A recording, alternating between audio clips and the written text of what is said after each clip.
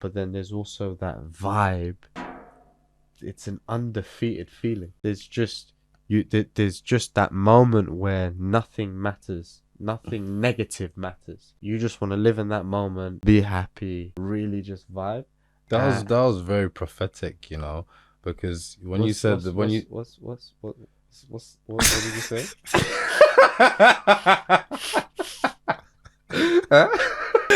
it sounded better in my head.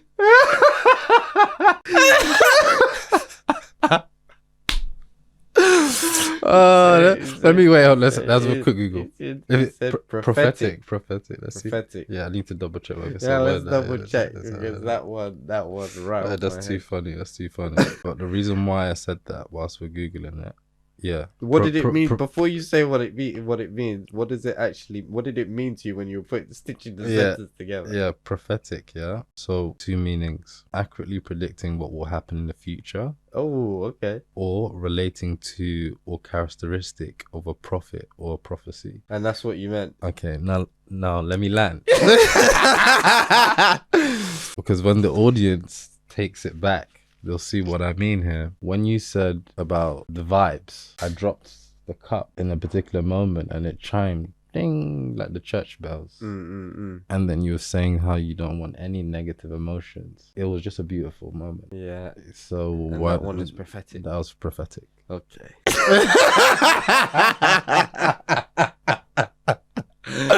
No, but it's the prophetic thing was really strong. It was really spiritual as well. I felt the energy of the prophetic thing. Yeah. See, I don't even know where the vocabulary comes from in these moments, but you know, the spirit is obviously here in this conversation. You know, and it summons the words from somewhere. But in terms of sinners, you know, obviously we digress because we chat loads of rubbish sometimes. One of the other themes that, you know, that I did like was that they were not shy about the racial beef that has existed then and obviously still exists in some parts of the world now. And obviously we've seen football as one medium, as a community that's trying to eradicate it through many different mechanisms of either you taking the knee and the bans, all the different things that they've tried to do, which is obviously great, but there's obviously a lot more that they can do. And there's been a lot of outspoken pundits who have had good things to say about suggesting ways in which they can make the sport better. But bringing it back to the Sinners movie, I like the fact that they weren't shy about using the word. I'm not going to say what the N word is, obviously, because we've got to respect the listeners. We gotta respect the YouTube. We gotta respect the YouTube rules. The YouTube guidelines. For sure. Yeah. For sure. But again, he was using it in a way, you know why he was using it, you know, and it was not used in a derogatory way. It was used in a way to convey a message about the time in which the word was used. How freely it was thrown around. I mean, it's freely thrown around still now. We hear it in music and everything as well. But you know, obviously what I mean now is all the movies and series and I guess content media in the world is washing away the dirty side of life that still exists, and it wasn't scared to go there. They weren't scared to go there, which I liked, because it's like I agree. And I also do you know what I found interesting about the racial connotations that they were speaking? There was a moment in the movie, you better watch it, but I have to talk. I can't mention this one clip scene without describing this moment, so I have to talk about it. So block your ears, listen if you want to listen, do what you want. But within the I don't know if you remember, but there was a scene where the white woman, beautiful woman, turns up and the Haley Steinfield was playing.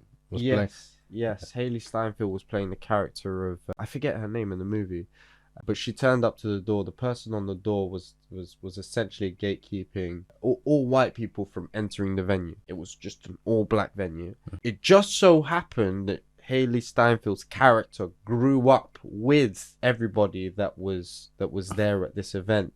So when he then recognized her, it was like, oh shit, yeah, come in, enjoy. And then another group of white people turned up, and they were essentially asking, well, why is she in the venue?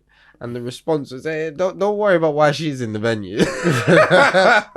Essentially not being able to explain why we can't integrate this venue when you know that a certain character of the same race is there. I mean, you may not know who I am personally, but just because you have a history and it just so happens that she grew up in your neighborhood and you know who she is, you think she's cool. Why don't you think all white people are cool? Why don't you think all white people can vibe? And that, I thought, was, there was a huge question mark there, because in the end they tried to slaughter everyone inside the barn.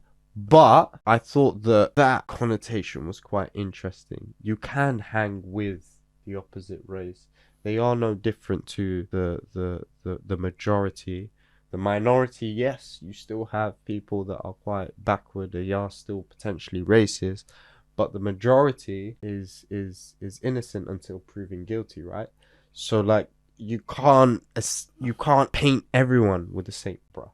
And I thought the way that they spoke to that moment as well was quite eloquent. It was beautiful. Haley Steinfield's beautiful, so it was a great face to put in front of the door. I don't think I would have said no as a bouncer to Haley Steinfeld. So. You think you would have enjoyed the couple scenes of her? 100,000,000%. I would have kept it professional. Very professional. But I would have enjoyed my day job that day. Yeah, because you don't want a Blake Lively case on you.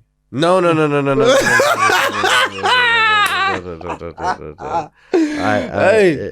wants. It's getting chaotic out there. It really. Have you seen the Russell Brand? We have the Russell Brand situation as well. What's happening with him? Russell Brand is going through his court proceedings of sex raping someone. Which is we're still here. We're still in that situation where we have a lot of celebrities, and not necessarily celebrities, but men falling foul of their indiscipline is how I would probably put it. You have the Shannon Sharp situation that's happening, where again he's got another case on him. Whether or not a lot of these people innocent until proven guilty, I completely respect it, but it's still putting themselves in a situation where you don't necessarily need to be in that situation. It's so easy from the seat that I'm in is to say that these situations are unavoidable, but I do truly believe that they are unavoidable. I do truly believe that they are avoidable. There are certain signs, and I know that there are certain obvious signs, especially when you look at the Shannon Sharp situation and you look at a person that's, just for the context of people who don't know who Shannon Sharp is, he's a presenter over in the States, huge notoriety, doing really well. He has his own podcast, speaks on some real deep truths of other guests that he interviews, and the conversations that he's had are really deep.